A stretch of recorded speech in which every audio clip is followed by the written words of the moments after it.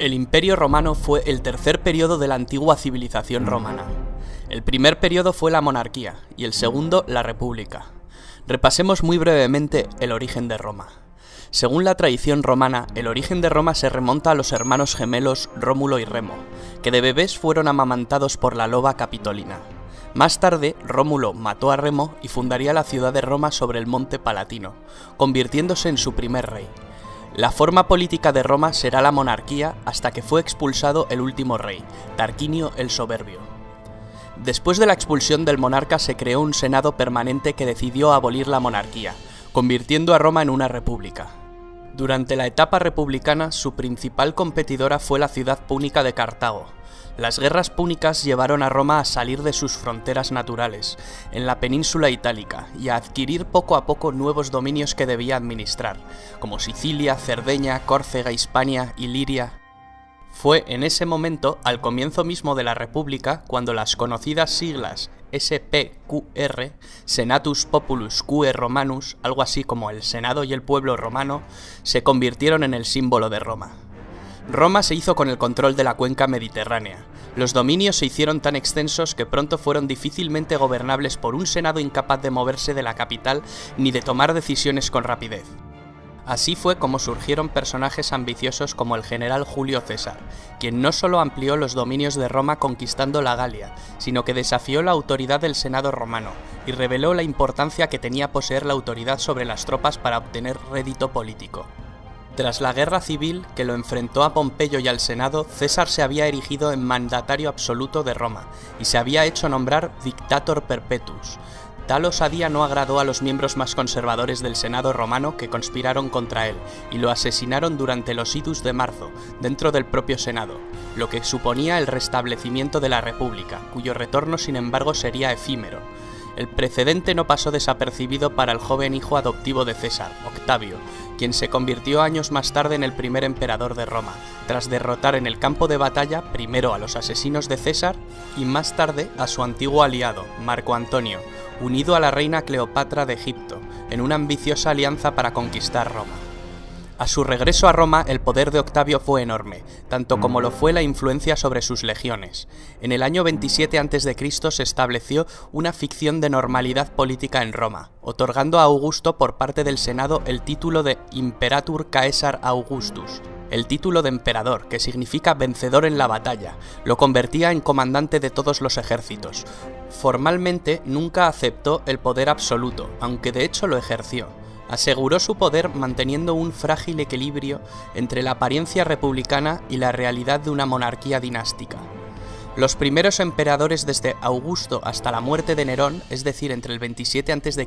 y el 68 después de Cristo, formaron la dinastía Julio-Claudia.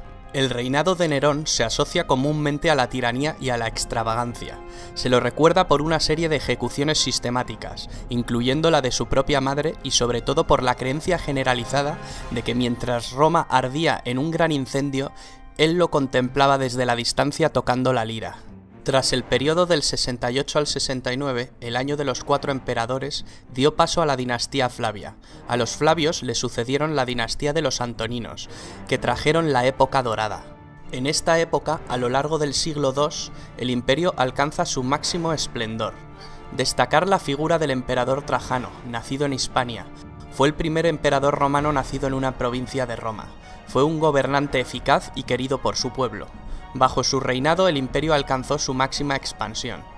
El último de los llamados 5 buenos emperadores de la dinastía antonina fue Marco Aurelio, al que le sucedió su hijo natural Cómodo, con el que reaparecerían muchos de los problemas previamente presentes en cuanto a sucesiones e inestabilidad. Tras el asesinato de Cómodo por su guardia pretoriana, el imperio se sumió en una época de confrontación civil, tras la que asumió el trono Septimio Severo, quien instauró la dinastía Severa, que termina con Alejandro Severo. Después, entramos en lo que se conoce con la crisis del siglo III, un periodo de 50 años de duración. Es un periodo de profunda crisis, durante el cual se producen fuertes presiones de los pueblos exteriores y una fuerte crisis política, económica y social en el interior del imperio.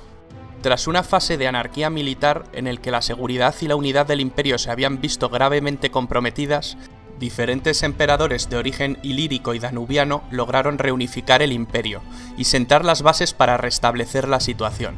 Esta crisis se estabiliza con el ascenso de Diocleciano, que llevó a cabo un importante programa de reformas. El emperador Diocleciano comprendió que el imperio era demasiado vasto para gobernarlo en circunstancias tan graves, y decidió trocearlo.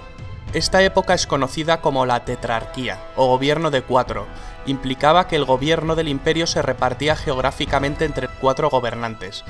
Este sistema fue útil mientras estuvo al mando, pero colapsó en el momento en que éste abdicó. La gran persecución de Diocleciano fue la última y quizá la más sangrienta persecución de cristianos en el Imperio Romano. El sistema de la tetrarquía desembocó en una lucha entre gobernantes en la que solo podía quedar un emperador. Este fue Constantino el Grande, legalizador de la religión cristiana por medio del Edicto de Milán en el año 313.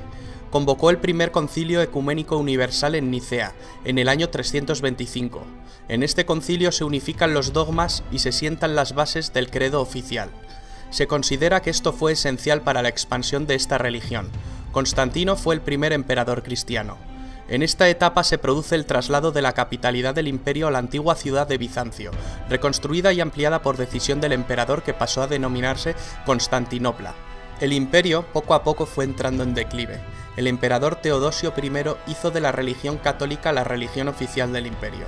Tras su muerte, en el año 395, llega por fin la división administrativa del Imperio Romano en 2 mitades repartidas entre sus 2 hijos. Arcadio recibió el Imperio de Oriente y Honorio recibió el de Occidente. El Imperio Romano de Occidente, terriblemente desgastado tras las incansables incursiones bárbaras y el malestar social por la mala gestión de las tierras, desapareció en el año 476, fecha en la que se inicia la Edad Media. El Imperio Romano de Oriente perduró cerca de 1000 años más. El Imperio Bizantino, que acaba adoptando el idioma griego, sobrevivió hasta el año 1453, fecha de la caída de Constantinopla, la actual Estambul. Con el colapso del Imperio Bizantino, último vestigio del Imperio Romano de Oriente, finaliza la Edad Media, dando inicio a la Edad Moderna. El Imperio Romano en su época dorada estuvo en constante expansión, pero dentro de las fronteras del imperio reinaba la paz, lo que se conoció como Pax Romana, que permitió al imperio alcanzar su máximo desarrollo económico, comercial y territorial. En la cúspide de su poder, el Imperio Romano dominaba 3 continentes y numerosas urbes. Allí donde conquistaba, construía.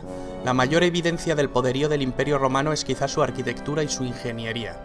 Anfiteatros donde se presenciaban espectáculos de luchas de gladiadores, circos donde se realizaban carreras de cuadrigas, teatros que vieron representaciones de tragedias y comedias, termas, acueductos, calzadas, templos para los dioses, basílicas para administrar justicia. Porque no solo nos dejaron un gran legado arquitectónico, una de las mayores herencias fue quizá el derecho romano, uno de los más importantes cuerpos de legislación de la humanidad, y sin duda alguna el primero de Occidente y base del derecho actual. El Imperio Romano consiguió dominar una vasta extensión territorial, con unas mismas costumbres, un mismo modus vivendi para una ciudadanía multiétnica.